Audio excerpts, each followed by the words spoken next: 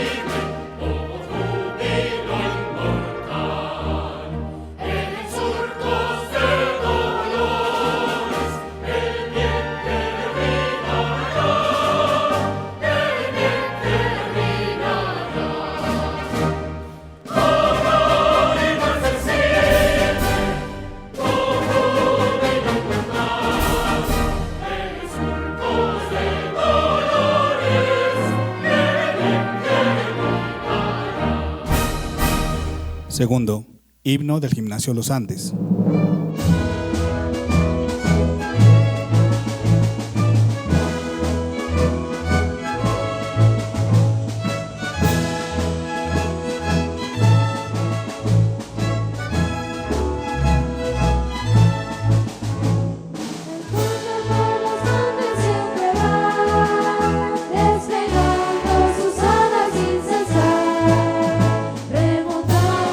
Colinas y montañas,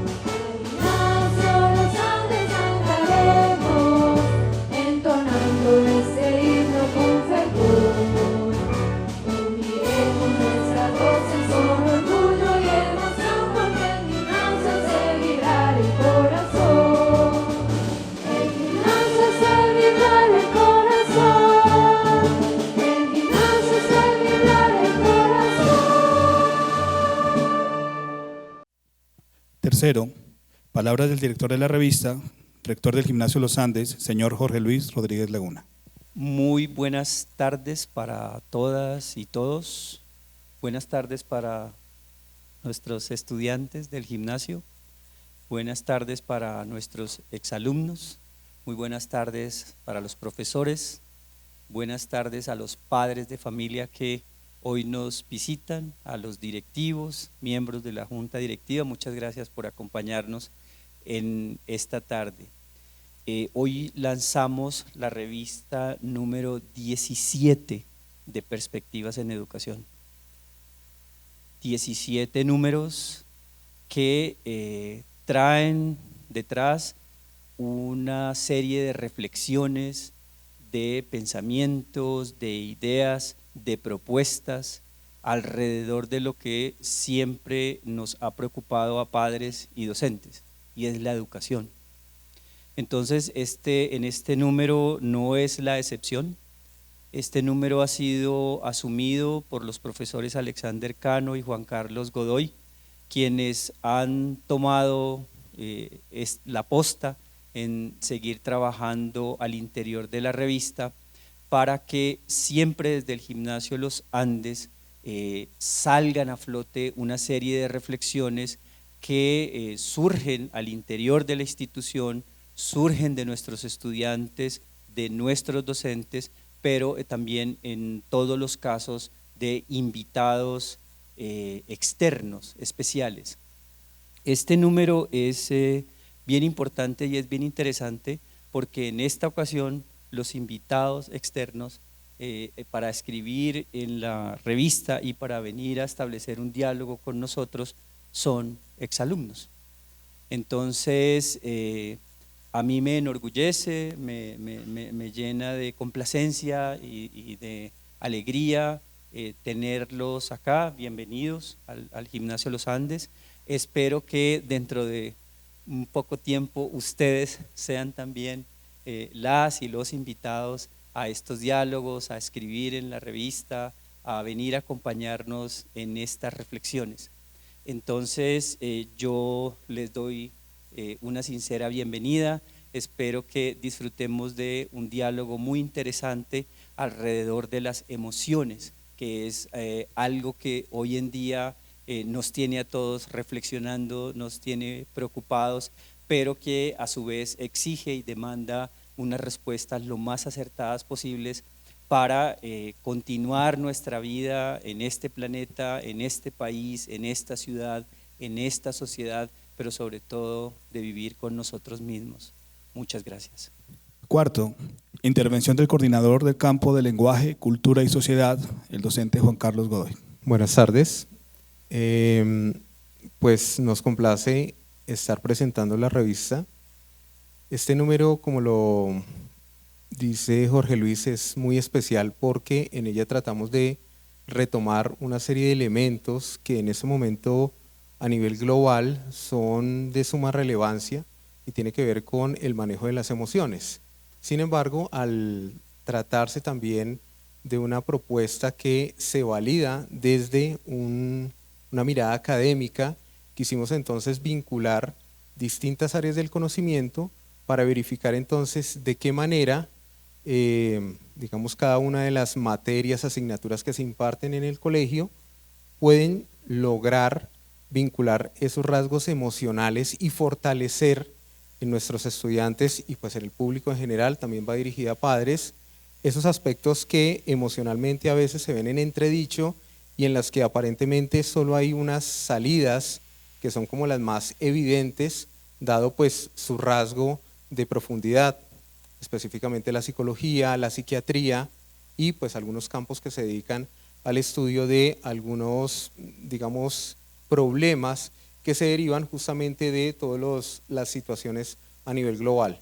El día de hoy entonces quiero cederle la palabra a nuestros invitados, quiero presentarlos. Entonces, como lo comentaba Jorge Luis, hay unos invitados muy especiales porque pues ellos en algún momento fueron estudiantes de nuestro colegio y hoy en día ejercen como profesionales dedicados también pues en sus líneas de estudio a la psicología, al psicoanálisis, a la psiquiatría, y pues también queremos establecer un diálogo con las personas que trabajan día a día pues en el colegio. Entonces, quiero presentarles a Nicolás Cardona. Nicolás es egresado de la promoción 2011. Él es filósofo, psicólogo y psicoanalista, ejerce como psicoanalista. Nos acompaña también pues Valentina, ella es egresada de la promoción 2014, médico, en este momento está haciendo su especialización en psiquiatría. Nuestro psicólogo Juan Carlos Sea y Juan Pablo Díaz, que es el docente de literatura. También entonces nos acompaña Julie Pardo, que es psicóloga y pues digamos ella nos colaboró en la elaboración de uno de los artículos de la revista que ya luego tendrán ocasión de leer.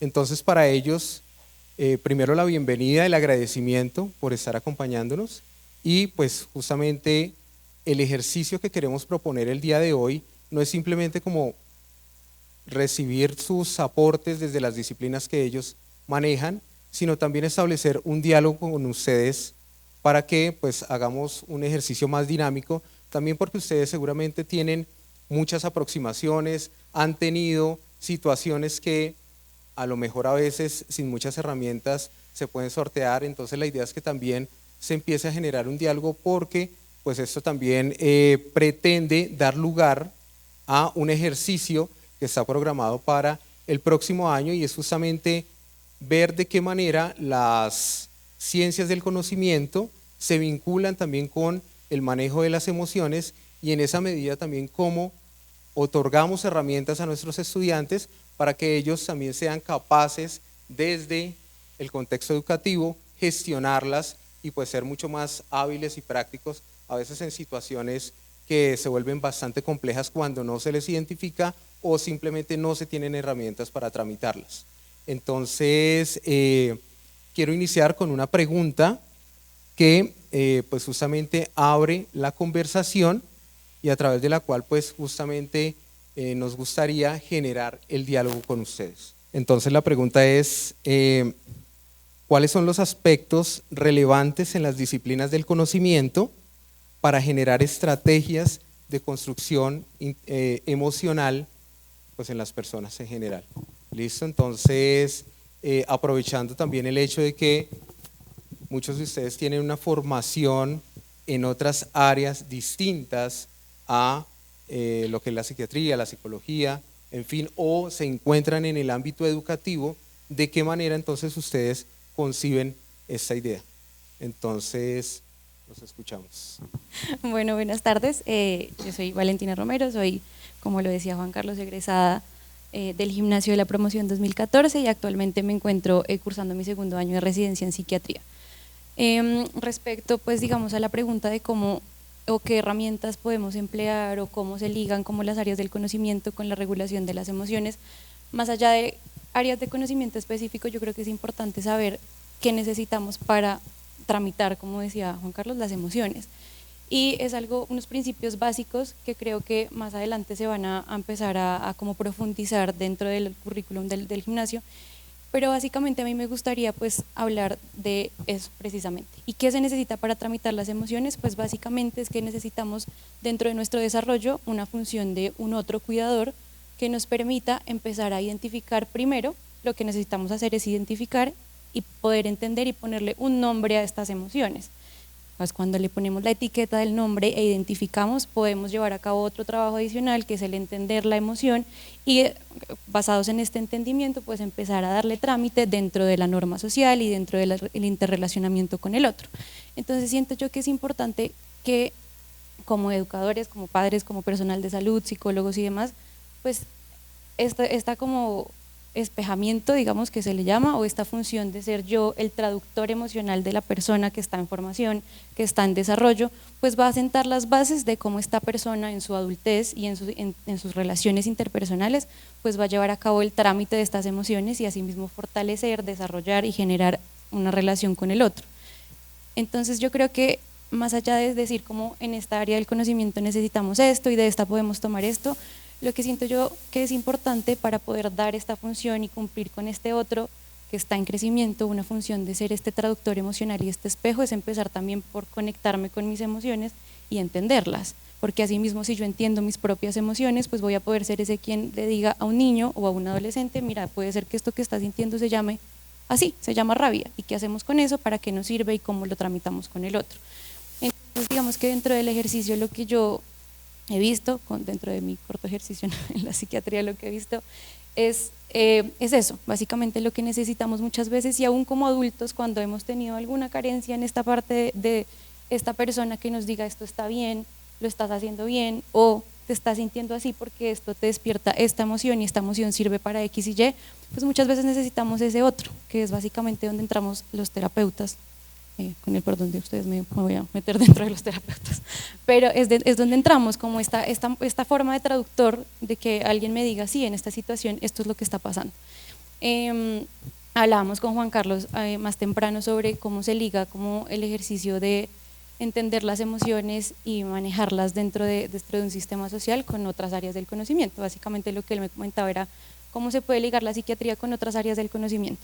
Y esto es algo que a mí me ha interesado mucho desde que inicié mi carrera, tanto profesional como en el posgrado, y lo hablaba hace no mucho dentro de mi actividad académica en el posgrado, y es que pues yo siempre he estado muy interesada por la parte del folclore y de la danza. Entonces, pues me pregunté también eso, que para qué sirve como esto de entendernos la cabeza, digámoslo así muy coloquialmente, con el resto del mundo, con el resto de las cosas, con cómo vivimos en sociedad, y pues con este tema que a mí me interesa tanto, que es el folclore. Entonces digamos que lo que yo encontré, que siento que también es algo que nos permite entendernos como sociedad y como comunidad, es hay un concepto de un psicoanalista que se llama el inconsciente colectivo. Básicamente el inconsciente colectivo lo que es una capa como de nuestro inconsciente que viene con nosotros de manera innata, que compartimos todos y que no hace parte de nuestro inconsciente individual donde están nuestras vivencias y como nuestros relatos de nuestra historia, sino que viene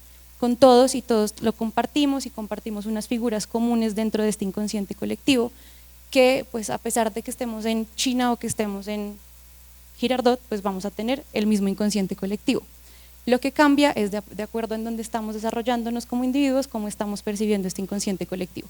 Y este inconsciente colectivo y sus contenidos es lo que explica básicamente porque en todos los países del mundo, en todas las regiones del planeta, pues tenemos un mito o algo para explicar por qué hay un sol, por qué hay una luna, por qué hay una lluvia que genera que crezcan las plantas y demás.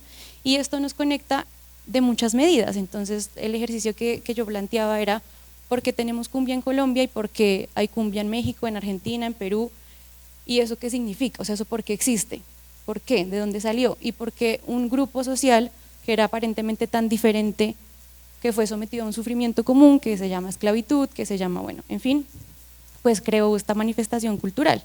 Y es precisamente por este inconsciente colectivo que nos permitimos tomar muchas cosas de nuestro entorno y transformarlas en otras cosas, como los procesos artísticos y culturales, perdonen.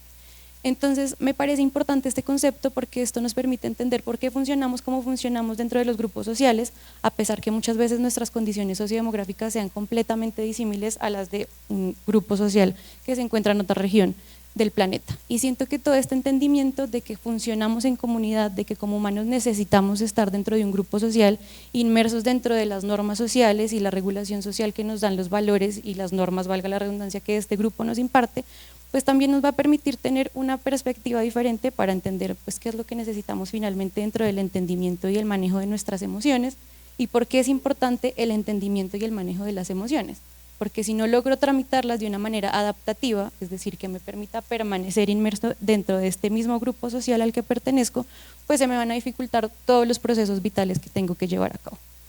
Entonces, eso era lo que les quería plantear. Gracias, Valentina. Si quiere, Juan Carlos, Sí, ¿quiere hacer la intervención? Buenas Gracias. tardes. Recogiendo muchas de las palabras tan apropiadas que nos dijiste aquí de las frases, partamos de algo y es, primero, identificar es algo muy necesario, pero partamos de la idea de que todos somos seres humanos, todos tenemos emociones, ¿sí? En cualquier cultura, a cualquier edad, ¿cierto? Tengamos 0 años o así sea una persona de 100 años, vamos a tener emociones. Aquí hay algo muy importante y es que en el tema de identificar viene muy arraigado también donde crecemos, ¿sí? Viene la situación donde el componente familiar hace parte muy importante de cómo yo voy a gestionar mis emociones, cómo las voy a identificar, cómo las voy a validar, cómo voy a reconocer las emociones en mí. Pero lo planteo en este modo, en esta idea, y es que si identificamos una emoción, nos va a llevar, tú lo decías, a entender el por qué estoy sintiendo esto, ¿sí? Si no hay un por qué, no sabemos con qué trabajar. A veces cuando hablamos con los estudiantes, yo les he dicho mucho de, ¿qué sientes? No sé qué siento. Entonces, siempre hay que identificar, estoy sintiendo tristeza, tengo frustración, tengo rabia. ¿Para qué? Para que a partir de ahí empezar a gestionar alguna situación.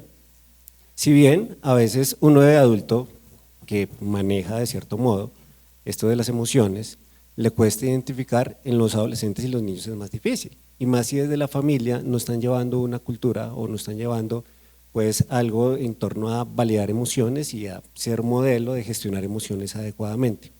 Entonces, un aspecto muy importante allí desde el familiar y que termina siendo algo muy importante desde la psicología y que raya un poco también desde lo que es la sociología, que tú lo marcabas allí desde la interacción que tenemos en cierto modo y aprendemos a identificarnos. Y ahí es donde cabe también el respeto que tenemos hacia el otro con las emociones. ¿Valido las emociones de los demás? ¿Qué pasa ahorita? En todas las edades, si yo puedo tener una pérdida y si yo la manejo de un modo, no puedo pretender que otra persona la maneje igual que yo, a los mismos tiempos, con el mismo dolor, sintiendo las mismas cosas. Entonces allí es donde toca desarrollar esa empatía, que ya viene ese componente de psicología. Y estoy mencionando aquí psicología porque cuando Juan Carlos nos daba la parte de los diferentes campos de conocimiento, entonces acá cabe mucho lo que es la psicología en torno a la identificación y a la gestión, cabe lo que es la neuropsicología de entenderlo desde procesos neuronales, qué es lo que está pasando conmigo, ¿sí? Porque hay algunos procesos que terminan invadiéndome, siendo intrusivos y qué me está ocurriendo, y hace parte la neuropsicología, hace parte la sociología también, en esos diferentes espacios de la interacción que yo estoy teniendo, si es adecuada o inadecuada. Entro un poco allí, lo menciono de ladito porque no es mi tema fuerte, que es la filosofía, que viene desde la parte de cómo de cierta forma voy a ser reflexivo con ciertas cosas, desde lo que está pasando en mi entorno hacia mis mismos procesos introspectivos, ¿cierto? Y cabe allí totalmente mi desarrollo familiar, como yo lo voy diciendo. La familia es muy importante y es clave cómo yo gestiono todo esto. Pero yendo más allá, entonces, de lo que es identificación, ¿cierto? El de reconocer. Acá en el colegio, por ejemplo, los estudiantes, y desde este año que estamos manejando el modelo Ruler, no sé si lo conocen, que hace parte muy importante, hace parte de 4 herramientas. Lo primero es, si bien hace parte de lo que es todo lo que trabajo conmigo, también hace parte de lo que trabajo con los demás, y es el de reconocer qué cosas y qué cosas en mi entorno quiero que sean de cierta forma, reconociendo mis emociones, reconociendo las de los demás y sabiendo que soy una persona que fluctúo en las emociones. Así sea una persona que crea tener manejo emocional, en algún momento voy a sentir enojo, voy a sentir frustración, voy a sentir asco, voy a sentir felicidad, voy a sentirme frustrado, pero siempre voy a estar allí. Pero tengo que saber en dónde estoy. ¿Para qué? Para intentar manejar esta situación, para intentar reconocer que la otra persona está de cierta forma determinada. Está la parte donde la interacción también me lleva a establecer unos acuerdos, que aparece también en esta metodología de Ruler. Pero no tan importante, y cuando portábamos en la revista Perspectivas, y hablábamos con Godoy, con Juan Carlos, entonces se veía importante tomar, ¿cierto?, en la revista este tema que ha sido muy interesante y muy relevante para el Gimnasio Los Andes, porque es algo que, si bien acuñamos en el 2024, queremos que sea algo que sea transversal, ¿sí? Independiente de cómo ha sido formado, si soy el psicólogo, si soy el docente de lenguaje, si soy la persona de servicios generales, si soy alguien administrativo, pues tenemos que tener un manejo porque somos seres humanos y vamos a sentir como tal. Gracias, Juan Carlos. Nicolás, ¿nos colaboras? Gracias por la invitación, gracias por estar aquí. Bueno, pues es un honor estar aquí después de tantos años sin venir, y pues hay muchos cambios en el colegio, muchos cambios en la sociedad y muchos cambios en mí que hacen igual ese encuentro algo un poco extraño igual, ¿no? La invitación pues va a ser a que lean el artículo que escribimos juntos, que allí van a encontrar mejor desarrolladas algunas ideas que de golpe vamos a ir introduciendo aquí. Desde encuentros que hemos tenido, en discusiones de nuestro trabajo en distintos niveles. Yo soy psicoanalista y atiendo consulta privada. Julie es psicóloga, trabaja en un colegio, ya se va a presentar y también atiende en consulta privada. Entonces hay un montón de experiencias que estamos recibiendo todo el tiempo, en la que el problema central son las emociones. Ahora, en el artículo, un artículo que titulamos Minimalismo afectivo, traemos un paso atrás a esta pregunta por las estrategias, por los métodos, por las maneras correctas o no de gestionar, manejar, controlar las emociones. Damos un paso atrás porque partimos de un análisis social que compartimos, y es de la postulación de un sujeto saturado. Y creo que es un concepto muy cercano, ¿no? Saturado en los sentidos, publicidad, Instagram, TikTok. Entonces, usualmente que nos encontramos, por ejemplo, es muy común encontrarnos con unas madres muy angustiadas, llenas de contenidos de TikTok, de cómo ser buenas madres, de cómo tratar bien a sus hijos, cómo enseñarles bien. Y ya para nosotros ahí hay algo interesante, ¿no? ¿Cómo surge esta preocupación por el manejo y el control de las emociones en nosotros como sujetos contemporáneos? Nuestra propuesta, como les decía, es dar un paso atrás, y es ¿qué es lo realmente importante en los vínculos emocionales que tenemos? Es cómo respirar bien, cómo gestionar cierta emoción, cómo controlarla. Tal vez no, es importante, pero tal vez no es lo más importante.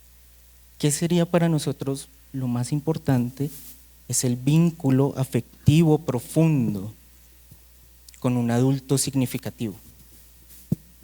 Eso es lo básico, y un adulto significativo, y ahí es donde entra la problemática del colegio. Pues un adulto significativo son todos y cada uno de ustedes que entablan relaciones con sus estudiantes. ¿Qué quiere decir eso? Que todos tienen una responsabilidad emocional con las personas, con los niños, niñas, jóvenes, adolescentes, personas en crecimiento con los que están interactuando.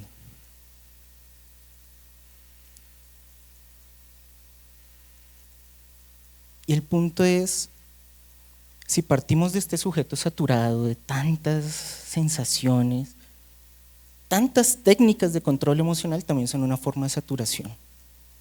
Son una manera de no permitirnos sentir lo que sentimos. Y ese es nuestro concepto de minimalismo afectivo. Poder sentir lo que sentimos. Así de sencillo. ¿Por qué? Gran parte de la patología, como lo veo yo, viene de todas esas estrategias, todos esos enredos, todas esas formas en las que nosotros consciente e inconscientemente intentamos no sentir lo que sentimos. Entonces, bueno, esa es nuestra propuesta básica, pues para invitarlas a que lean el artículo. Bueno. Buenas tardes a todos y a todas. Nuevamente, Julie Pardo. Yo soy psicóloga, trabajo con niños y niñas muy chiquitos. Creo que es el aporte más importante que puedo traer a esta conversación, porque sí considero que trabajar con niños es casi que una disciplina en sí misma, como que uno tiene que incluso ver cómo les habla, cómo les entiende, cómo explora otras maneras de entablar como estos vínculos y estas relaciones.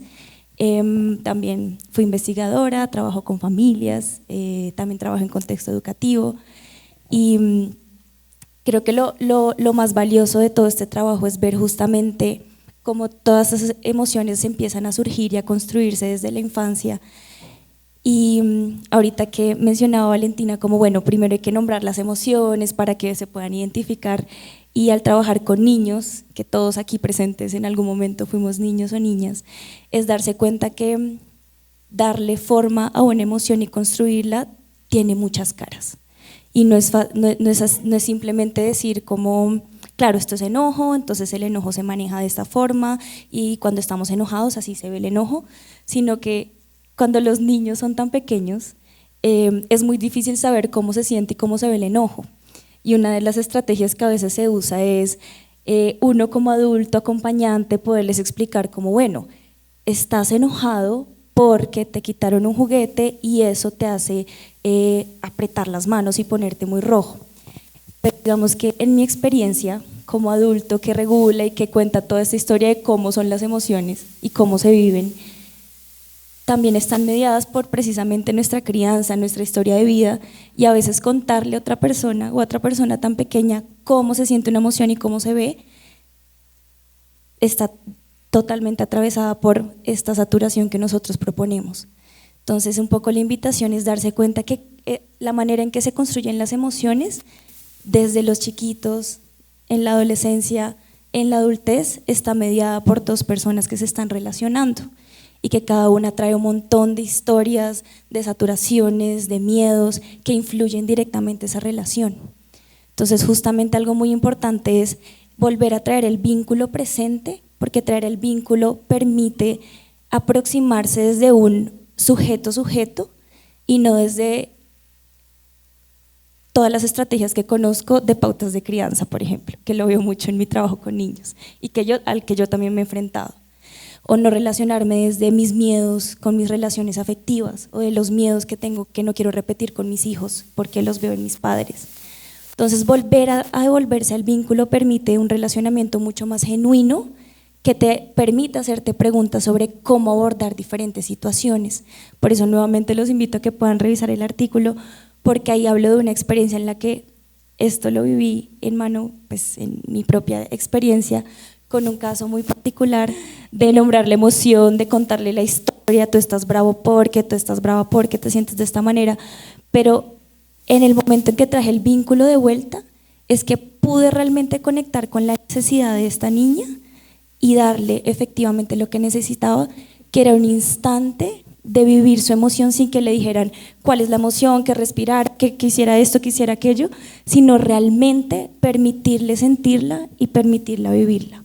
Y creo que es lo más importante en el momento de construir emociones, porque efectivamente las emociones desde la infancia son sensaciones, más que todo, que luego se vuelven racionamientos, se vuelven cogniciones, se vuelven aprendizajes, pero muchas veces son sensaciones, y pasa que en la adultez incluso no sabemos cómo nombrar esas emociones y eso lo hace más difícil, pero el hecho de tener una persona con quien vincularse y que también te permita esta expresión de sensaciones es algo que también lleva a la regulación.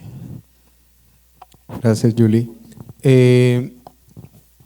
Quisiera que Juan Pablo, que digamos no tiene mucho que ver desde el plano de la psicología o la psiquiatría, nos comente un poco cuál es como la postura que él tiene, particularmente desde la literatura, en este fortalecimiento de las emociones o esta identificación de las emociones, de qué manera una persona que no es iniciada en un proceso clínico médico puede generar un aporte para que un estudiante o una persona del común pueda justamente fortalecer esos aspectos que en algún momento se pueden llegar a volver problemáticos.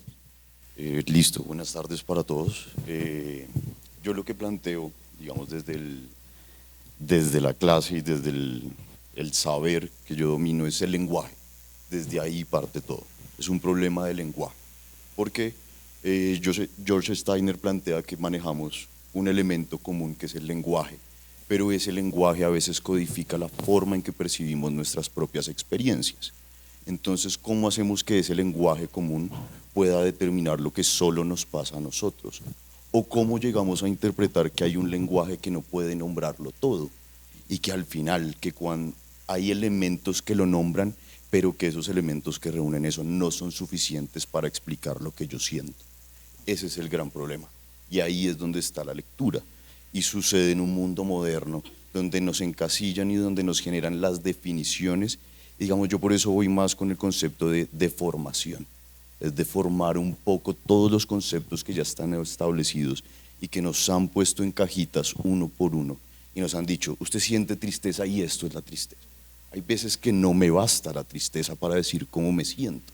Hay veces que el instinto es mucho más fuerte que esa racionalidad que permite nombrar las cosas. ¿Y qué pasa cuando no podemos hablar de una experiencia? ¿Qué pasa cuando esa experiencia se queda sin lenguaje?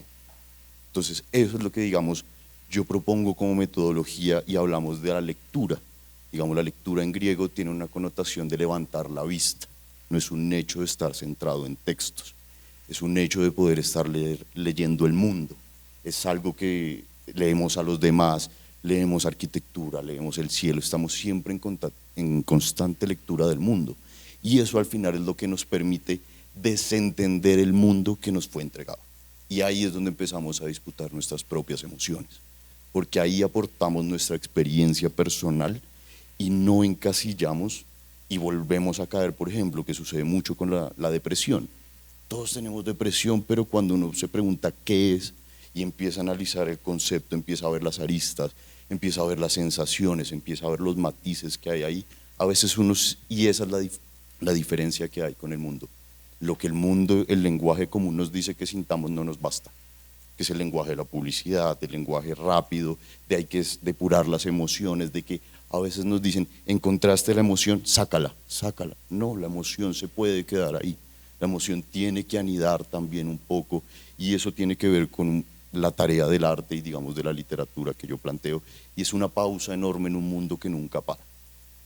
La literatura y el arte sirven para detener un momento el mundo y poder pensar realmente qué es lo que nos sucede, qué es lo que realmente nos preguntamos a nosotros y que todo lo que se ha escrito desde Gilgamesh hasta ahorita tiene que ver obviamente con nosotros, tiene que ver con la memoria y el recuerdo. Porque yo les explico a los chicos, la memoria es lo que nos corresponde a todos como seres humanos, pero el recuerdo que viene de recardios es lo que vuelve a pasar por el corazón. Esos son los recuerdos. Entonces necesitamos encontrar una relación visceral entre la memoria y el recuerdo para poder establecer realmente vínculos con el mundo. Pero eso se da a partir del lenguaje, cómo nosotros nos contamos nuestras propias experiencias. Por eso necesitamos no caer en las repeticiones, sino buscar la manera de entender pues, al final qué es lo que nos pasa a cada uno de nosotros y poder desatar ese nudo que al final hace parte como del destino que, pues, al que cada cual tiene que enfrentarse. Gracias. Yo quisiera plantear entonces una pregunta. También participé en este volumen de la revista y digamos uno de los elementos que me cuestionaba también frente a la idea de a veces normalizar las emociones, es decir, pareciera que a veces o de manera prejuiciosa tal vez pretendemos entonces que estar bien es entrar en un estado de cierta comodidad también para los demás, para uno mismo, y entonces asistimos a veces a terapia o tratamos de enfrentar una situación en la que podamos estar acorde a lo que los demás esperan de mí. Pero pues pareciera que dentro de esa ruptura que uno puede generar de las emociones, podría a veces encontrar la posibilidad también, no sé, creativa, por ejemplo, Pareciera que estos estados profundos de depresión o de ansiedad o de esquizofrenias también han sido la posibilidad de que ciertos personajes en la historia, artistas, científicos, etcétera, puedan generar justamente esos avances, estas ideas renovadoras, estas nuevas metáforas, pero pareciera entonces que a veces con ese esquema que nos resulta problemático, lo que a veces genera es la intención de normalizar esas emociones. ¿Cómo lo ven ustedes? ¿De qué manera, frente a lo que cada uno ha planteado, lo ve? En esa medida, entonces, ¿cómo ustedes establecen el vínculo con otras líneas del saber? Y en esa medida, ¿cuál sería como esa posibilidad para nosotros como educadores, no iniciados tal vez en cada una de estas líneas, pero que nos interesa, por ejemplo, proyectar las emociones de los chicos hacia algo que resulte renovador, creativo, etcétera? No sé, ¿quién quiera? Nicolás. Sí, sí, es que la manera en la que usted hace la pregunta es muy importante. Es muy importante porque uno puede notar ahí también como cierto síntoma contemporáneo en el que la emocionalidad, el manejo de las emociones está delegado a unos profesionales. Y la idea es empezar a cuestionar eso. La idea es empezar a cuestionar esa profesionalización del manejo de las emociones, dándonos cuenta tal vez que, y el concepto de anidar se me hace hermoso, precisamente por eso, porque es cómo los vínculos y las relaciones son un espacio para anidar, para vivir lo que tenemos que vivir, y nadie tiene que ser profesional para hacerlo. Tiene que ser lo suficiente buen amigo, lo suficiente buen profesor, suficiente buena madre, suficiente buen padre, para permitir que esa emocionalidad en el vínculo anide, la mía y la de la persona con la que estoy. De modo tal que eso sería lo primero que deberíamos empezar a cuestionar. Esa técnica, esa profesionalización, es como, no, solo los psicólogos saben manejar las emociones. Bueno, a ver, había emociones antes de que existieran psicólogos. Y creo que el psicoanálisis aporta algo muy, muy importante para permitir que las emociones se aniden en el vínculo, que basta Freud. Freud decía, las bases de la técnica psicoanalítica son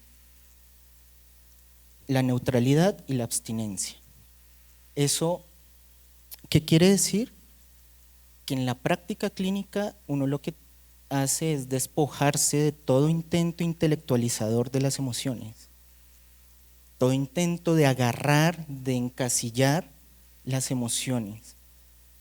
Otros autores como Bion dicen, uno actúa sin memoria y sin deseo. Es decir, que la emocionalidad aflore de la manera que tiene que aflorar para darle sentido por medio del lenguaje, pero sin que yo atrape antes el fenómeno afectivo y lo encasille y lo apriete y lo vuelva en algo invivible. Entonces, ahí va un poco la propuesta, ¿no? Olvidarnos de la profesionalización, más bien, y también olvidarnos de esa división disciplinar. Acá la literatura resulta muy cercana a lo que un más o menos buen psicoanalista podría hacer.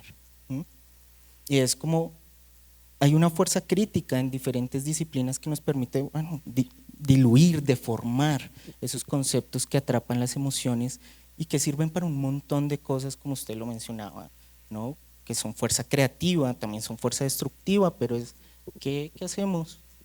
¿Cómo nos permitimos sentir lo que tenemos que sentir, lo que ya estamos sintiendo? Valentina, ¿quisieras agregar algo? Sí, yo siento que ligado pues, a todo lo que ya han mencionado, siento que sí es muy importante este entendimiento de justamente esto, que no es como hay que ir al psicólogo para entender qué pasa y las emociones las tiene que manejar el psicólogo, entonces está llorando el estudiante o me siento mal y a quién le digo, no, solo vaya al psicólogo. Porque precisamente dentro de esta búsqueda de decir lo que ustedes planteaban, como de decir como esta es la tristeza y la tristeza es así y hay que hacer esto para quitar la tristeza, pues básicamente yo lo que percibo es que lo que pasa es que uno se aleja finalmente de la emoción y finalmente lo que uno hace es, sí, bueno, entonces tristeza y puedo hacer esto para dejar de sentirlo y hasta aquí llegamos y dejamos sin resolver un montón de otras cosas que finalmente dentro de estos sentires y dentro de este instinto que hay cuando se da un conflicto o cuando se da algo que despierta en mí o moviliza en mí X o Y sensación, lo que me permite dejar de hacer esta búsqueda de ponerle nombre y quitarlo es no entenderlo. Y al no entenderlo, pues básicamente no me entiendo tampoco yo, porque esta sensación es la señal que me da mi entendimiento del entorno a cómo yo me debo relacionar con él.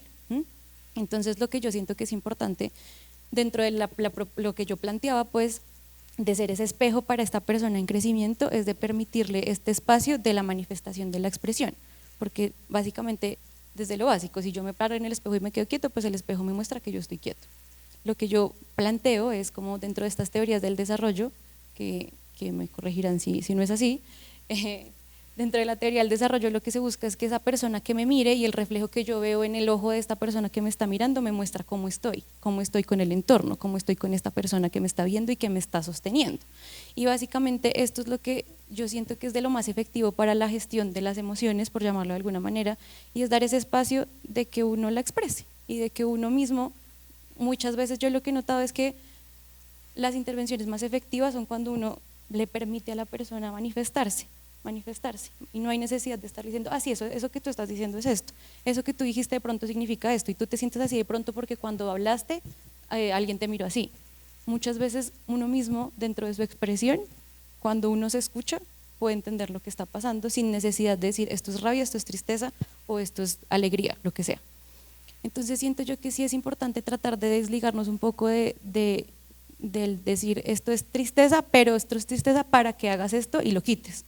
La gestión de las emociones no es quitarlo, porque la emoción es emoción para algo, o sea, la emoción es una señal que nos da nuestro entorno, nuestro cuerpo frente al entorno y de qué estoy buscando yo dentro de este relacionamiento. Si siento rabia es una señal para algo, pero si siento alegría también puede ser una señal de algo que está pasando. Entonces siento que es importante y me parece muy interesante como esto de disolver los conceptos y de desligarnos de las casillas, de lo rígido de esto es A y B, y de empezar más bien a escucharnos. Y por eso yo decía, para hacer este espejo para el otro, pues no es tan sencillo si yo estoy desligado completamente de la emoción, de la mía, porque si yo estoy desligado de la emoción, pues no existe un vínculo, y finalmente dentro del vínculo es que yo expreso lo mío y entiendo lo del otro. Entonces pues me parece interesante, me parece muy, muy lindo. Juan Carlos, de pronto quisiera responder también a la… Sí, no, muy de acuerdo. Sobre todo en el tema de… Mira, hay una realidad, y es que uno de adulto se le olvidan muchas cosas, no en términos emocionales, sino de entender que son niños. ¿A qué voy con esto? A uno de adulto que se cree capaz, entre comillas, de manejar situaciones, quiere que el niño maneje situaciones de tipo emocional de una manera en específico. Y es muy difícil, y ahí es donde también uno tiene que bajar un poco el listón y entender, oiga, hay maneras en donde los niños van a manifestar, van a manejar estas situaciones, ¿cierto? Si bien ya actualmente, y esto como entrando en lo que decíamos, lo que ustedes hablaban en su artículo de cómo se ha vuelto algo que abunda y abunda, de cómo lo tienes que hacer, en los niños está abundando demasiado y prácticamente es como si el adulto está viendo aquí, te puse 10 herramientas y tú no estás utilizando ninguna, es como si le estuviera diciendo eso al niño. Pero hay situaciones en las cuales si bien hay 10 herramientas, no sé cómo usarlas a veces, o la misma emoción me lleva al no quiero usar ninguna, ¿cierto? Y también tenemos que acudir a lo que ya veníamos hablando y es el hecho de, tenemos que acudir a situaciones que son muy de nuestra historia, es el lenguaje también, hablemoslo, sácalo, ¿cierto? Que termina siendo un recurso en torno a qué es lo que está pasando. Pero sí hay una realidad en torno a esto y es que nosotros los adultos, siendo modelos, pues tenemos que ser esas personas que tenemos que manejarlas, modelar situaciones, pero también llegar a un punto de entendimiento a que son niños y los niños están en unos procesos de aprender, punto. Se van a equivocar muchas veces, ¿cierto? Y mucho de lo que nosotros hagamos en torno a que estás equivocado o resaltando esa situación, pues vamos a generar que ellos vayan teniendo algunas de las situaciones, sobre todo muy en torno a lo que decías tú, Valentina, de que crecen y el mismo adulto sigue diciendo es que tú tienes que quitarte el miedo, y eso termina siendo una frase totalmente equivocada, porque el miedo hay que manejarlo, el miedo va a estar siempre allí. Eso es como las personas que en algún sentido, el miedo nunca se quita, el miedo se distrae, porque el miedo frente a alguna situación determinada va a volver en cierto momento y en ese mismo momento voy a volver a sentir lo mismo, de pronto más fuerte, y no voy a saber cómo manejarlo. El miedo hay que confrontarlo, hay que afrontarlo allí y darle una gestión de cierta forma, y esto mencionando una emoción en específico, pero podemos mencionar a otras emociones en eso, ¿sí? Entonces, y es un lenguaje que escuchamos socialmente. A veces escuchamos, ¿qué tienes? Estoy triste. No estés triste, terminan diciendo. Sí, y eso es muy feo, perdón, pero terminan diciendo, claro, no, sí, no había pensado en que no tenía que estar triste, se me pasó esa parte. Entonces, son situaciones que aún en una cultura donde se trabajan emociones sigue pasando. El hecho y termina siendo invalidación a veces inconsciente, pero pasa allí. Y por eso es que a veces, mejor yo no digo que estoy triste, porque dicen, pero ¿por qué estás triste? Porque tus papás tienes un buen colegio, te dan plata, además no tienes motivo para estar triste. Y a veces las papás son los que terminan diciendo eso. No estés triste porque solamente tienes que sacar buenas notas. Entonces, volvemos a la situación como al hecho de innovar, ¿cierto? Y volvemos al hecho de la cantidad de herramientas que tienen, pero si bien sabemos, y no sé si me fui a otro lado, Juan Carlos, pero llegado al hecho, todos sabemos que las emociones sí terminan siendo un factor muy relevante y han sido unos protagonistas en torno a personas que en la historia han marcado ciertas situaciones. No yéndonos lejos, pues, no menciono nombres y no menciono otras cosas por respeto a Adriana y a John Manuel en torno a pintores y demás, que las emociones son parte fundamental para que existan hoy en día unas obras que van a pasar a la historia. Bien, me gustaría justamente abrir el espacio para que el público, pues justamente aprovechando el abanico de posibilidades que se abre allí, pues justamente puedan plantear algunos interrogantes o las intervenciones que gusten. Entonces, señor Romero. Buenas tardes.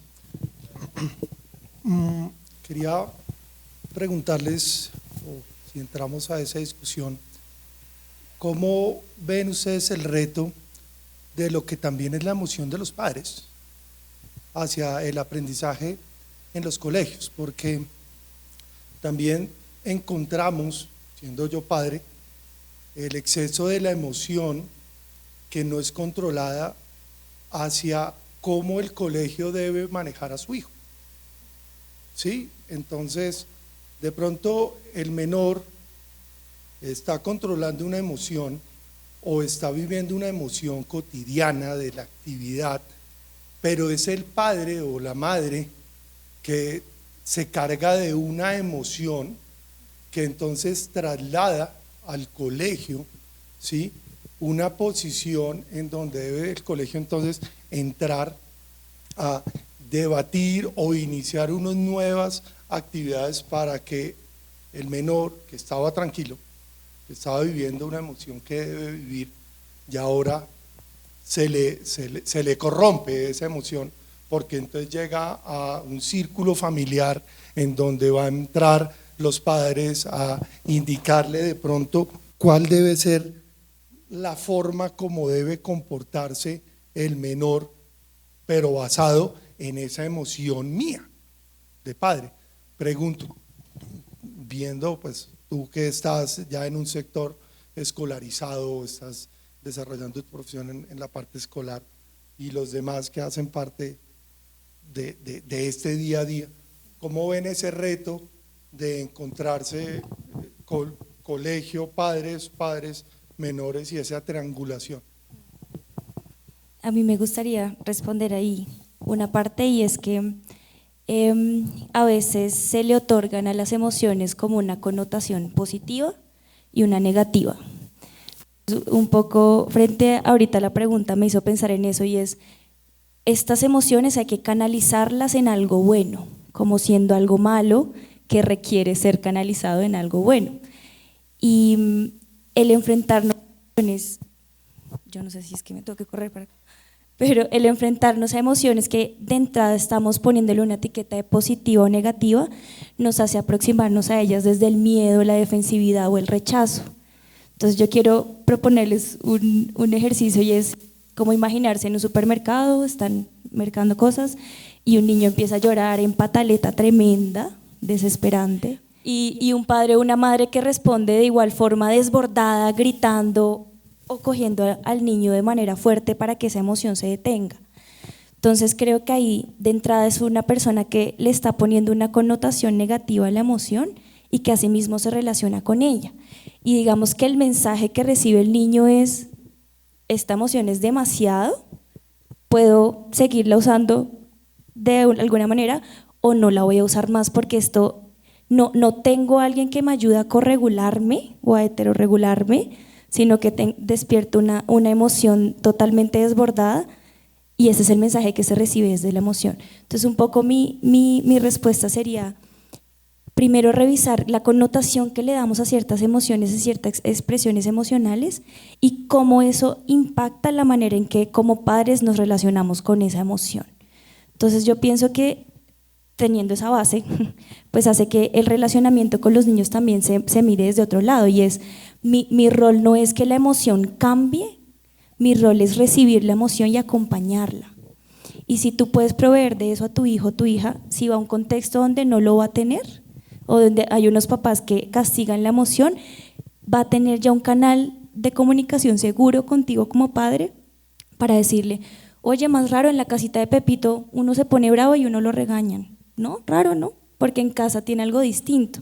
Entonces creo que estos factores externos son cosas que no podemos evitar y van a estar ahí, igual que las malas palabras y que las palabras que llevan los niños a la casa y lo que ven en películas, pero el construir un entorno seguro en casa, donde las emociones se lleven desde el vínculo, desde la escucha, y un poco quedarse uno como quitándose esos prejuicios y etiquetas de emociones positivas y negativas, permite que el desarrollo del niño, de la niña, de la persona como tal, se dé en un entorno seguro que permita la expresión de la emoción sin las arandelas de que son buenas o malas, sino que solo comunican, porque las emociones evolutivamente existen para comunicar información interna o externa o a otra persona. Juan Pablo, ¿quiere intervenir? Sí, pues yo quería decir un poco, pensar en el concepto de adolescente, ¿no? El adolescente es al que todo le adolece, o sea, es el que por primera vez está sintiendo dolor, y es algo que nosotros tenemos que tener en cuenta. Es la primera vez de muchas cosas de ellos, y eso es difícil de comunicar, porque a veces no tenemos las herramientas y no tenemos los elementos a esa edad para entendernos a nosotros mismos y poder comunicar eso. Entonces, digamos, hablando de lo que estamos planteando también, para que esos saberes, para eso al final está lo recreativo, que normalmente tomamos el concepto de recreativo como lo que divierte, pero en sí mismo recrear es volver a crear las cosas. Eso significa recrear. O sea, nos vamos a divertir, pero deformando eso y darle un nuevo significado en el mundo. Y eso es lo que entre las emociones y la adolescencia no logran comunicar con los padres, y es que el padre inmediatamente dice: no entiendo, a pesar de que el padre ya fue adolescente, tuvo su primera ruptura, tuvo su primera decepción, están viviendo las cosas por primera vez, y cuando uno vive las cosas por primera vez no necesariamente tiene el lenguaje para poder comunicar esas cosas. Entonces hay que estar buscando los diferentes lenguajes que comuniquen. Entonces, por ejemplo, el silencio es un gran lenguaje, porque al final queremos todo expresarlo con palabras, y pues como decía Wittgenstein, lo que no podemos hablar es mejor callar. Entonces ese silencio, ese anidar, esa paciencia, ese entender que eso funciona de otras maneras, es lo que nos permite, digamos, como adultos, entrar al mundo del adolescente, y es entender que ellos están viviendo todo por primera vez, y que ahí es donde está el juego. Por aquí hay una pregunta también, pues de pronto para que podamos dinamizar desde otros puntos y pues de pronto esto que ustedes tienen lo retomemos a partir de otras preguntas que vayamos planteando para no centralizarnos solo sobre una voz. Hola, ¿me escuchan bien? Sí, buenas tardes. Bueno, mi pregunta iba dirigida, digamos, pues sí requiero de ambos campos para su respuesta, y es que me pareció muy interesante el concepto de agobio emocional que también se produce de todas estas formas y de todas estas propuestas de cómo abordar las emociones propias. Y digamos que yo lo relaciono mucho con un fenómeno que se llama el solipsismo, ¿sí? Entonces este fenómeno parte de la corriente cartesiana que divide, digamos, al ser humano en un mundo material y en un mundo subjetivo, ¿sí? Entonces, en esta corriente lo que se dice básicamente es que el mundo subjetivo es el que valida este mundo material al momento de pensarlo y de adquirir conciencia sobre él, ¿sí? Por lo tanto, el problema del solipsismo nace de ese abismo que uno enfrenta cuando no puede validar la existencia de lo que está afuera sin que uno esté ahí. Porque como uno, el sujeto, es el que siempre está dándole conciencia, dándole validez a lo que existe afuera con la conciencia, ¿sí? Entonces, hay cierto sentimiento de vacío y de aislamiento porque uno ni siquiera sabe si lo que está afuera es real, porque realmente uno es el que le está dando esa validez, ¿sí? Entonces, digamos que yo relaciono mucho ese aislamiento con, pues principalmente con, me conflictúa bastante cómo se empiezan a producir todas estas, digamos, iniciativas de tener conciencia sobre sus emociones, de estas formas de gestionarlas, de todas estas iniciativas que van relacionadas hacia el manejo emocional, y al mismo tiempo uno ve tasas de depresión, de ansiedad que van creciendo con los años, y entonces uno pues empieza a cuestionarse pues por qué está pasando esto si precisamente lo que se está dando, lo que se está proponiendo aquí es una forma de disminuir este tipo de fenómenos. Y digamos que para mí una de esas razones es este solipsismo y es este estar aislado del mundo que lo rodea a uno, y se asocia mucho a esta creciente ola de formas de, claro, tienes que gestionar tu felicidad de esta forma o tienes que gestionar la tristeza, la rabia, y toda esa información también llega y se puede traducir en un quiero validarme todo el tiempo, quiero, y termina siendo un egoísmo, digamos, epistemológico o existencial, donde uno simplemente está queriendo validez y queriendo que los demás validen como uno se siente, y eso puede llevar a esa espiral de que en verdad no termina solucionando ese problema, sino pues agrandándolo. Entonces, digamos que desde el campo de la antropología yo propongo una solución o una salida, una forma de abordar esta problemática, y es mirar alrededor, porque también este problema pertenece mucho a nuestra sociedad contemporánea occidental, donde precisamente se da esa división cartesiana de lo que está afuera y lo que está dentro, ¿sí? Entonces mi propuesta es, pues miremos otras culturas, otros grupos humanos que clasifican el mundo y se relacionan con él de una forma muy distinta, porque como no tienen estas divisiones entre lo material y lo subjetivo, precisamente no se genera ese abismo entre yo tengo que validar lo que está afuera, porque es mi conciencia la que le da validez a lo externo, ¿sí?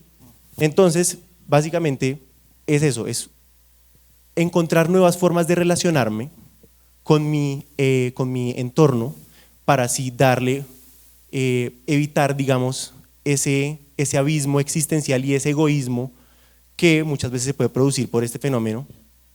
Y me pareció muy interesante la solución que ustedes estaban dando sobre el vínculo, porque de alguna forma eso también es lo que hace la antropología, que trabaja con relaciones sociales, y es encontrar otros vínculos que esquiven ese problema, porque si uno lo mira desde una perspectiva mundo físico, mundo subjetivo, es ineludible ese abismo, porque la conciencia siempre termina validando todo, ¿sí?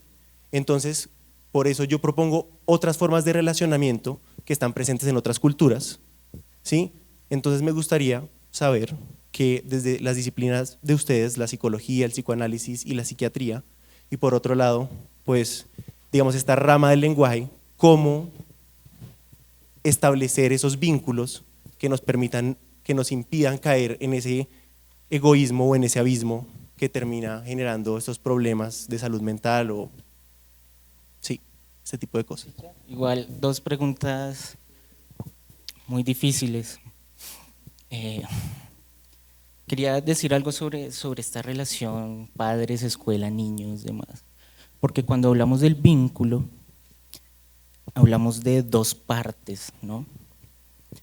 Hablamos de un niño que está comunicando por medio de distintos actos, emociones, ocurrencias, un mensaje que hay que descifrar y que el adulto tendría la tarea más o menos de descifrarlo. El problema de eso es que muchas veces el mensaje de un niño muy pequeño es absolutamente escalofriante.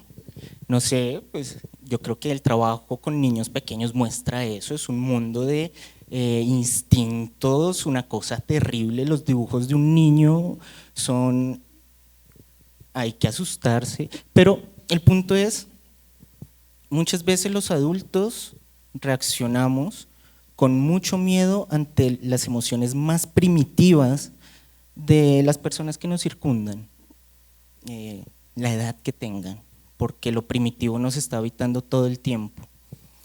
Y yo creo que hay parte como esa clave, y es que ¿qué hacemos cuando tenemos miedo de las emociones de otra persona? Yo creo que ahí empezamos a intelectualizar las emociones, a intentar encasillarlas, pero el terror persiste. Y yo creo que la relación colegio-padres es muy interesante, porque muchas veces uno lo que está viendo es una impotencia de todos lados. No entiendo a mi hijo, esta cosa está terrible, es culpa del colegio.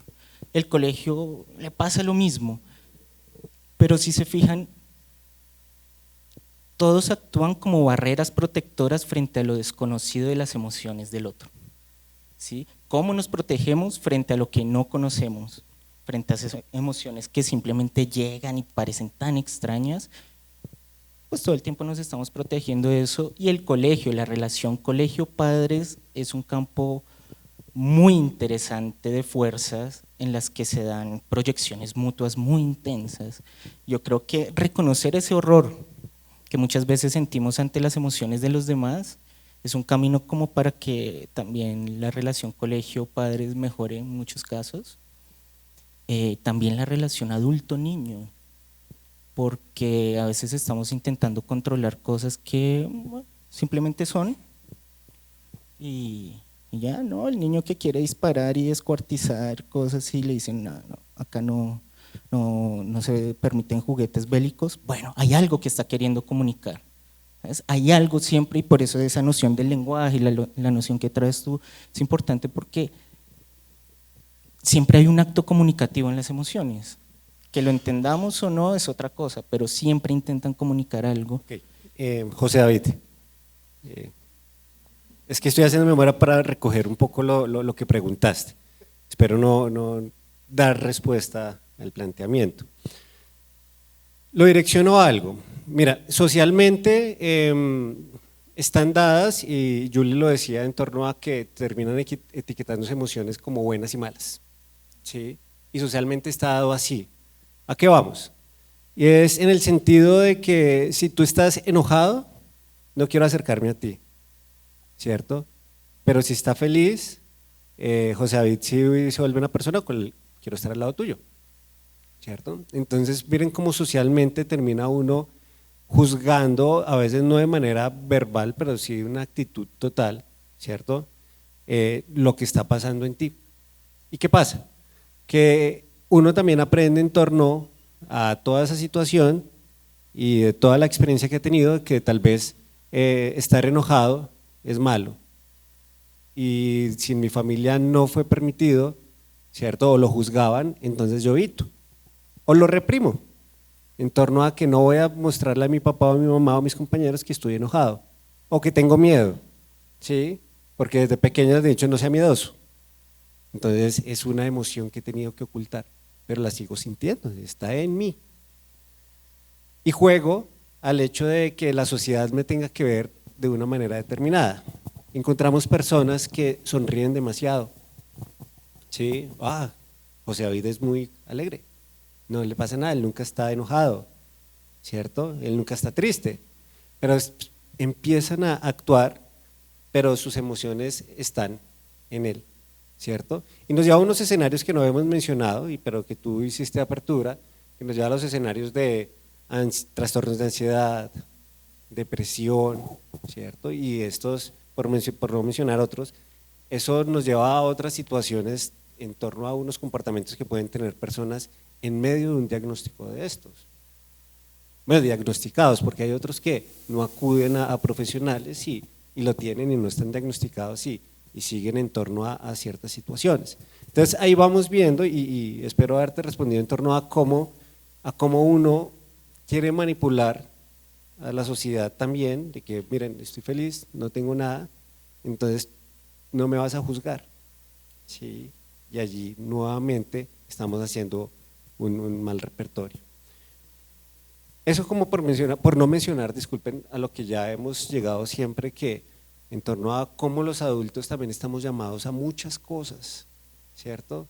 Cómo los adultos estamos llamados al hecho de que tenemos que mostrarles que las emociones son emociones, punto, ¿cierto? Entre los términos de son emociones agradables o desagradables, ¿sí? Que ya nuestra manera desde nuestros enfoques, desde nuestras experticias, pues revisaremos las herramientas que podemos brindar, pero si creemos, o hablo pues que creemos que coincidimos en el hecho de que las emociones no se pueden negar y las emociones se tienen que expresar. Claramente, que uno también aprende a expresarlas en entornos seguros, ¿sí?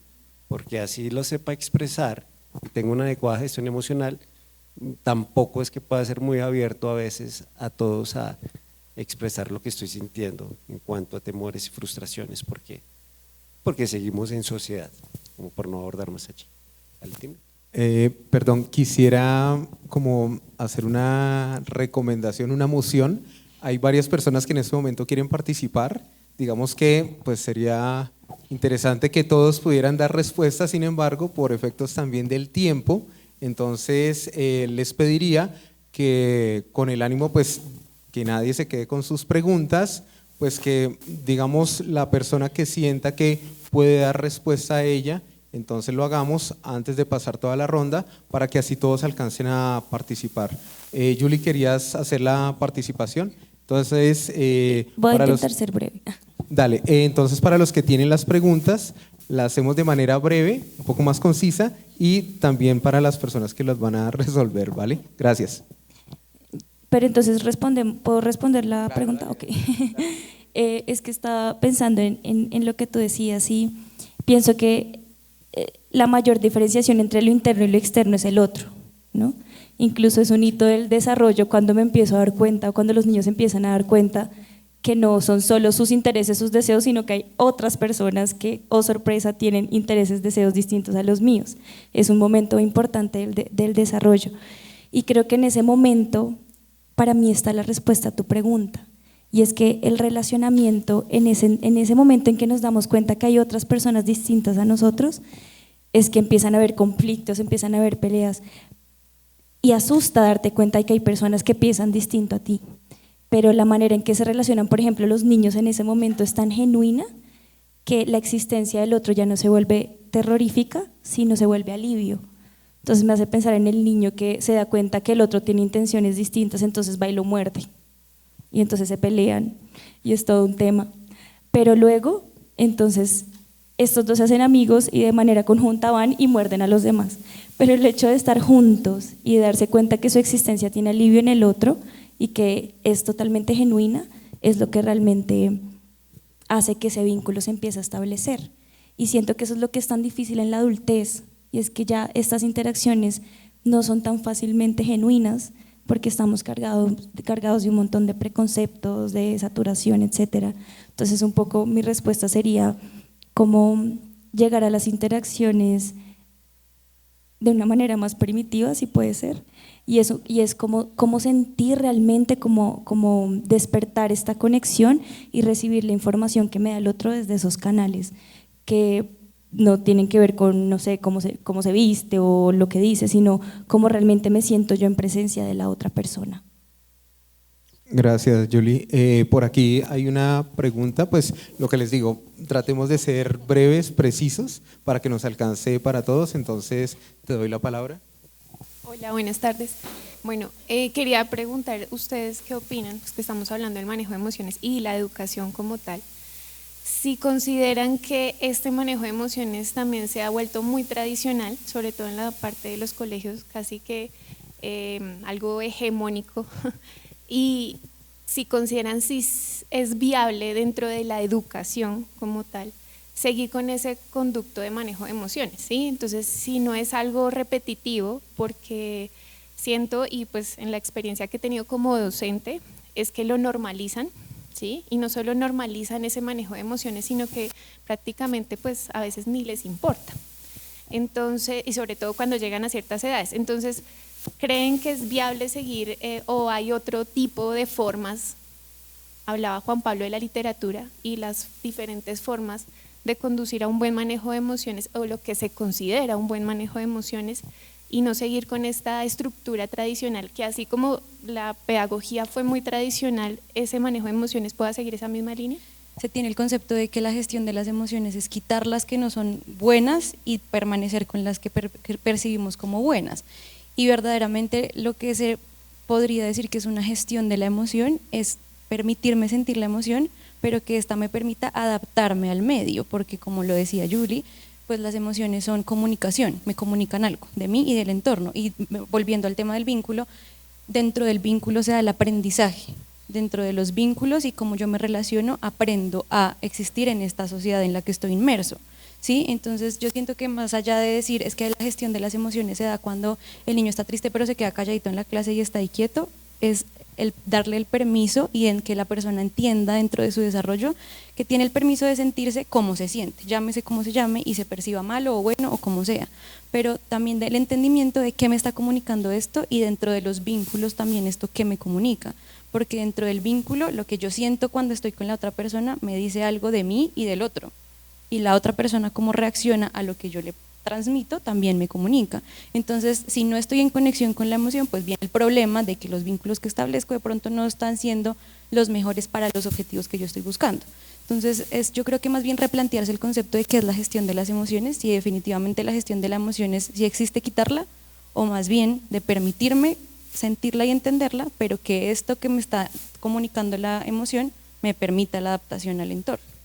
A partir de las interacciones que he tenido tanto con profesores como con estudiantes aquí durante los últimos 6 años, he llegado a la percepción de que una de las cosas más valiosas que podríamos hacer con respecto a mejorar la educación emocional aquí es reconocer por nosotros mismos y enseñar a los estudiantes que con respecto a las emociones, nosotros como especie somos sistemas no perfectamente evolucionados, que no somos sistemas perfectamente evolucionados. No hay homeostasis, es decir, un estado de equilibrio emocional perfecto al que gravitamos naturalmente, no existe. Es importante, tal vez liberador, darnos cuenta de que nuestro estado natural como especie es en realidad propenso a percepciones erróneas y mensajes internos dañinos. ¿Sí? Por ejemplo, el monólogo interno, la guerra interna constante entre el niño interior, frecuentemente asustado y enojado, el padre crítico interno, que es propenso a ser demasiado crítico, y la necesidad que tenemos de cultivar la voz adulta mediadora, capaz de compasión hacia el niño interior y establecer límites y respuestas correctivas a la voz del padre crítico. En un proceso a largo plazo, aprender la habilidad de manejar las emociones requiere tanto esfuerzo constante y cultivo de hábitos saludables como mantener el cuerpo saludable, requiere desarrollar la habilidad de gestionar en qué centrar nuestra atención y cómo hacerlo. Requiere que aprendamos la habilidad de discernir entre lo que podamos y lo que no podemos controlar y tomar decisiones en consecuencia. En edades más tempranas requiere que aprendamos a distinguir entre las emociones, todas son válidas, incluida la ira, y cómo elegimos actuar en función de ellas. Por eso en la educación es importante promover la comprensión de la ciencia de las emociones como base para aprender las habilidades necesarias para gestionarlas y vivir con ellas de manera saludable. Y por la frase en la educación me refiero a programas de desarrollo emocional para los maestros como seres humanos y como adultos responsables de los estudiantes. Porque este nivel de comprensión, conciencia y habilidad no es algo que podamos suponer que los maestros tengan de forma natural. Y es algo esencial que debemos cultivar para proporcionar el mejor entorno formativo posible para nuestros estudiantes. Buenas tardes. Bueno, hemos hablado, o ustedes han hablado sobre la emoción, el aprendizaje emocional, las diferentes emociones, lo que anhelamos, lo que esperamos de la emoción, del aprendizaje en un niño, adolescente y demás, pero también han hablado sobre el modelo que son docentes, profesores, pues padres, directivas, bueno, infinidad de personas frente a la emoción, al modelo que damos o al moldamiento bajo la instrucción para adquirir una emoción. Entonces ahora yo les digo, son generaciones que no aprendieron ese ideal de emoción, ¿no? Entonces les pregunto, ¿qué opinan del reto de deformar lo formado para crear la emoción desde el adulto para que llegue a los que vienen abajo? ¿Qué opinan de eso? Yo parto de una premisa que señala Epicuro cuando dice que el dolor anímico es más común que el dolor corporal, y aún así se sigue asumiendo que de alguna manera aquello que es invisible puede ser tramitado con el paso del tiempo y no atendido como tal vez el dolor físico. En ese orden de ideas se sigue naturalizando, la idea de asumir el conflicto como algo que genera diferencias entre los seres humanos y no como algo connatural al ser humano. Hasta dónde esas prácticas de aula que se pueden generar en función de la reivindicación de estas emociones terminan siendo valiosas para los docentes, y cómo materializar prácticas en donde el docente pueda resignificar la idea de la emoción y el estudiante reconozca dentro de un ejercicio cotidiano de aula con otros esas emociones y pueda reivindicarlas dentro de su práctica cotidiana. Haciendo una acotación pues frente a lo que Joana estaba diciendo, ustedes ahorita estaban haciendo una observación acerca del artículo que estaban hablando acerca del minimalismo afectivo, pero hay un momento en el ciclo de desarrollo de algunos adolescentes, niños o estudiantes, en el momento que yo me encuentro, cuando no se cumple esa parte en el que él dice, ¿cómo te sientes? Bien. ¿Cómo estás? Regular. Y uno está leyendo a la persona que efectivamente no está bien. Y no hablamos también en que la persona no tenga un círculo de apoyo, en que nosotros sabemos que la persona no tiene la suficiente confianza con el papá, con la mamá, no tiene un hermano, algunos no tienen un amigo cercano, no tiene una red de apoyo. En ese momento, ¿qué se puede hacer cuando uno está descifrando y está mirando a la persona efectivamente para mirar cómo se puede leer a la persona? ¿Qué se puede hacer para uno poder hacer un apoyo para ese tipo de personas? Bueno, yo siento desde mi rol como docente que hay un vacío en algún momento de todo este proceso que se ha nombrado. Hoy he escuchado muchas palabras. Bueno, el control. Digamos que yo a veces pienso que es un poco más referirme a la autorregulación de las emociones. Ahora no que se transite la emoción, que se reciba, que salga, ¿sí? Pero yo creo que hay un momento, y yo lo digo porque lo experimento en algunos momentos de mi clase, donde si no hay el vínculo seguro con el niño, quedo ahí, ¿sí? O sea, ¿qué sigue después de eso? Obviamente, y lo digo pues sinceramente, he logrado tener vínculo con algunos niños, con otros no. Que no es fácil lograr un vínculo. Para mí esa palabra significa muchísimo, porque considero que es el paso a todo lo que se ha normalizado, porque ahorita tú escuchas que regula tus emociones, transítalas, ¿sí? Digamos, yo hasta ahí, bueno, está uno cómodo. El tema es que siente uno que no hay respuestas, no hay resultados a todas estas cosas que hacemos, porque me parece que el final debería ser el vínculo, y yo como docente no lo logro con todos mis estudiantes, y soy sincera. Entonces, hasta ahí voy, o sea, yo siento que hay un vacío ahí.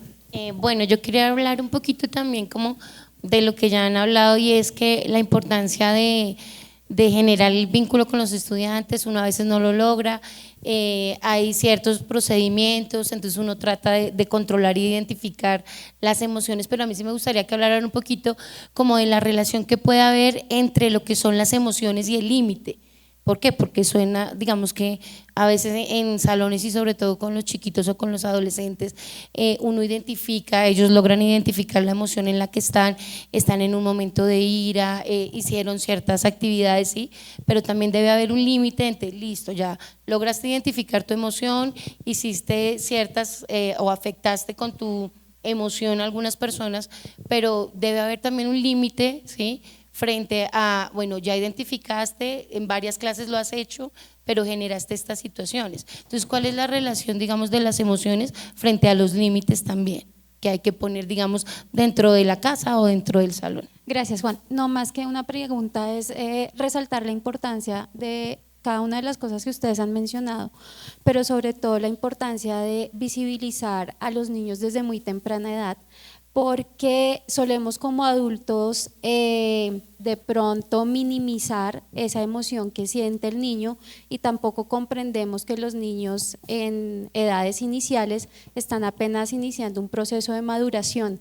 Entonces para ellos sí es, o sea, yo los escuchaba y yo decía, no es tan fácil pedirle a un niño que identifique y nombre su emoción, porque además también hay unas, digamos, necesidades también a nivel de lenguaje, y lo que mencionaba el profe también de cómo hacemos para que este niño efectivamente pueda comunicar o expresar cuando tiene 2 años, cuando tiene 3 años o cuando tiene los 5 años, pero tiene dificultades a nivel de poder identificarse y reconocerse dentro de un contexto. Es muy importante también que como adultos comprendamos lo que ustedes decían, y es que cada uno tiene una responsabilidad frente a esas personas que están con nosotros, no solamente con los niños, sino con las demás personas que nos rodean. Y yo escucho que hablan mucho del vínculo, pero también es importante mencionar qué tipo de vínculo, ¿no? Porque no es que podamos pensar que el vínculo siempre es algo bueno. Hay que tener cómo tener, y ahí es un apego seguro. ¿Sí? Hay diferentes tipos de apegos, y a partir del apego seguro se pueden generar vínculos que pueden también efectivamente ayudar a esta gestión de las emociones. Entonces, agradecerles los aportes que nos han venido a presentar. Buenas tardes. Bueno, retomando, digamos, como el hilo conductor de la revista, en donde se plantean cómo las disciplinas, ¿sí?, de alguna manera pueden agenciar las emociones. A mí me surge una pregunta. Yo vengo, digamos, de la línea de las artes, y digamos que a nosotros se nos ha encomendado esa tarea de expresar las emociones, ¿sí?, o ese reduccionismo también del arte de solo expresar las emociones. Sin embargo, me parece importante preguntarnos cómo generar vínculos emocionales con lo que aprendemos, y cómo esa conexión emocional con lo que yo aprendo, sí, pues también me permite identificar el mundo de una manera completamente diferente, pero también cómo me permite conocerme. Pues las preguntas en efecto tenían mucho en común, unas preocupaciones en común. Yo parto de tu pregunta, no recuerdo tu nombre, que mi postura tal vez es un poco radical, la hemos discutido en varias ocasiones con Julie, y es que hay que desaprender mucho.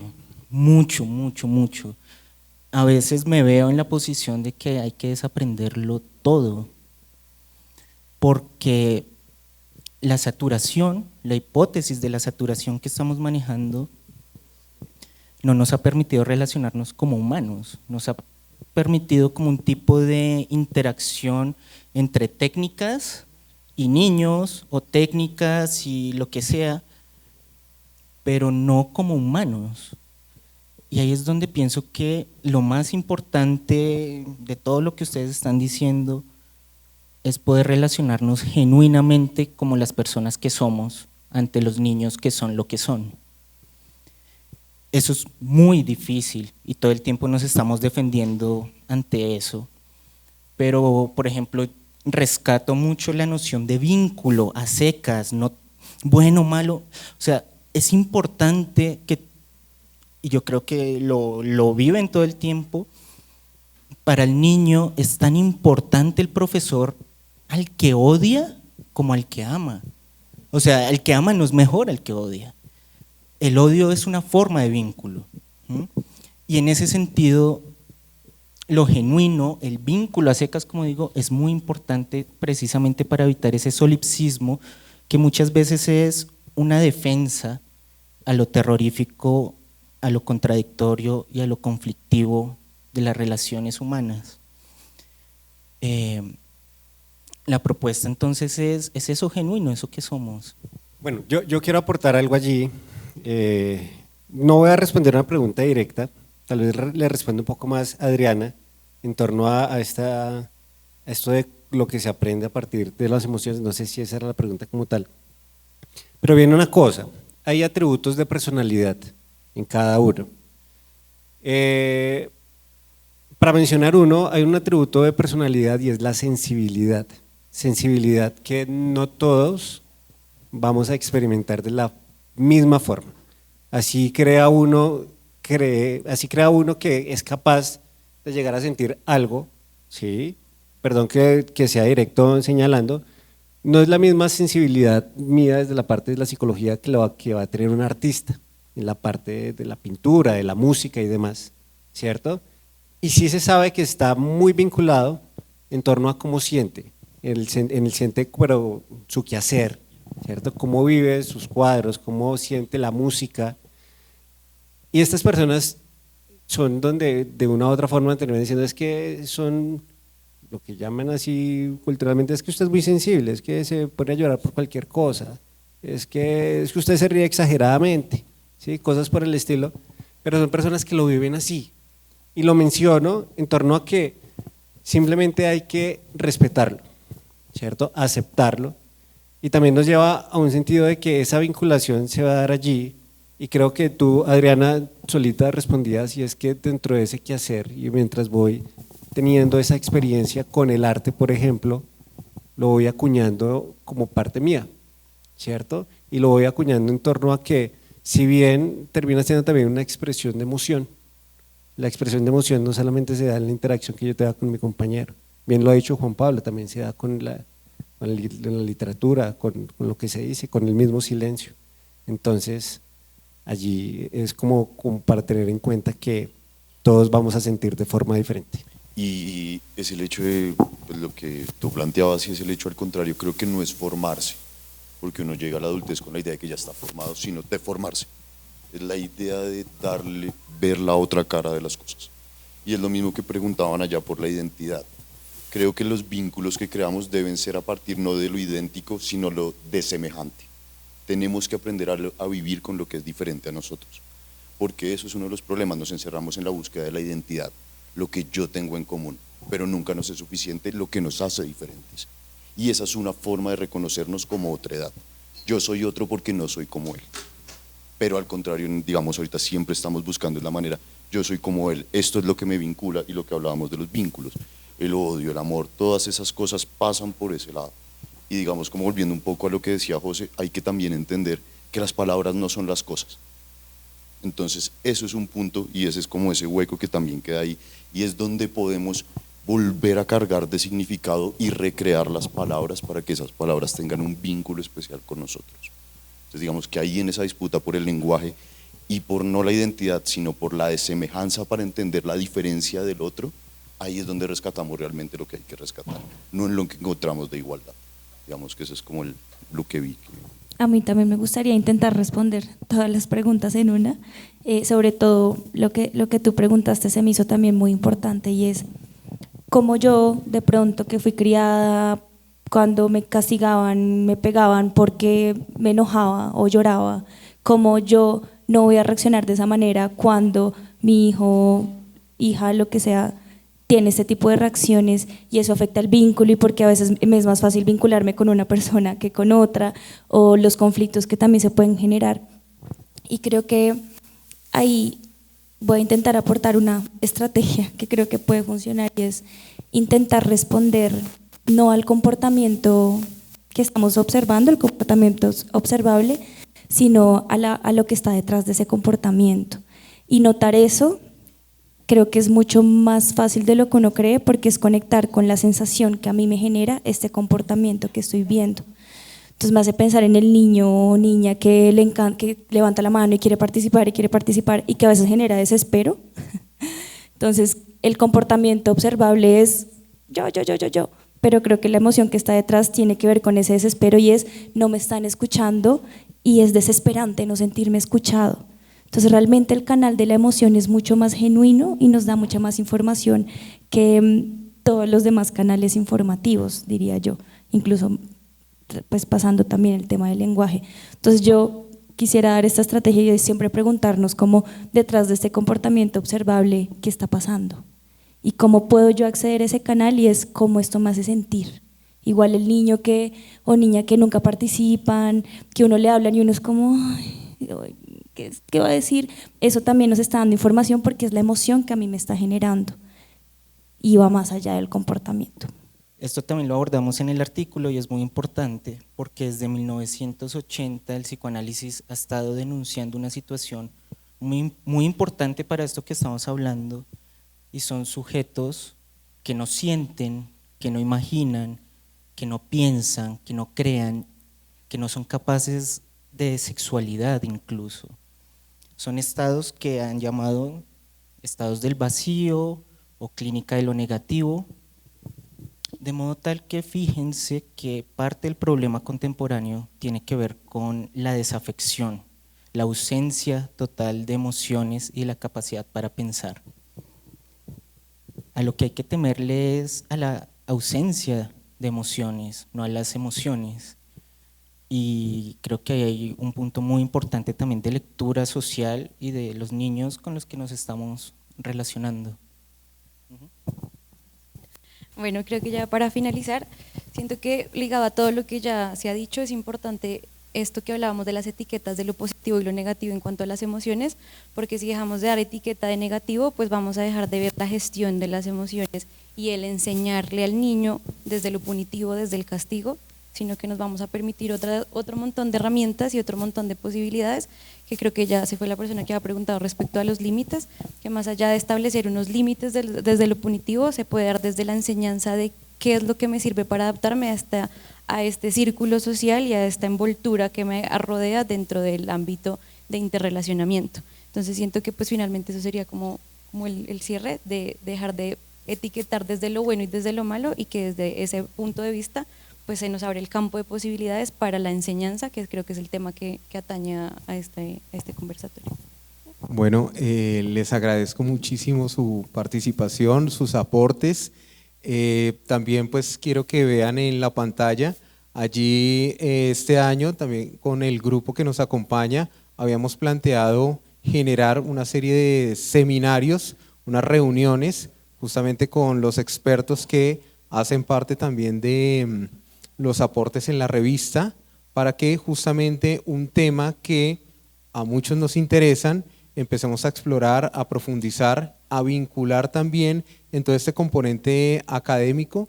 Este seminario, pues debido como a una serie de dificultades de índole social, no se pudo desarrollar, coincidió con el paro, entonces no se pudo hacer. Sin embargo, sí es una propuesta que está abierta para implementarla a partir del próximo año. Entonces, pues cordialmente invitados y pues les agradezco este espacio, sus aportes y pues bueno, los invito a un refrigerio que por allí nos tienen preparado. Muchísimas gracias.